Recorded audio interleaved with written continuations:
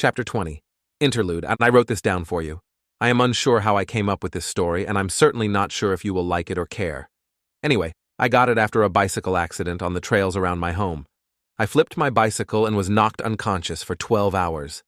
It was like someone laid a word-processing document in my brain. I woke up seeing my wife at my side, just as Sabal fell asleep, seeing his. It is hard for me to interpret, but I have thought about what the angel said. Philosophy has 4 subdivisions: metaphysics, ethics, epistemology, and aesthetics. In other words, philosophy is about the nature of reality, morals, truth, and art. As he was later named, Sabal was taught that everything comes from God's imagination, so everything is more like a thought than material. Some of you philosophers reading this should know that this is idealism. Sabal's revelation meant that metaphysics and even physics are nothing more than a broadened understanding of epistemology. We experience and know the world of appearance as if it were a book we read. If we do not read it, it is essentially not real. The images and appearances are generated by a sharing of imagination and nothing more. Appearances, further, are only information that can be read. It is information that stands out or demonstrates something surprising or different.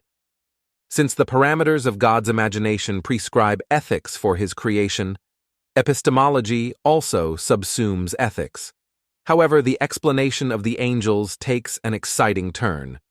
We are left with philosophy and theology holding only ideas and art. When Jophiel comes, she clarifies that truth reflects his goodness and, therefore, his holiness. Creation is fundamentally artistic if all things are grounded in God's imagination. We can infer, then, that the most fundamental philosophy is not epistemology, but aesthetics. Without God's imagination, his art, there is no reality or truth. All those foundations of thought flow from God's holiness.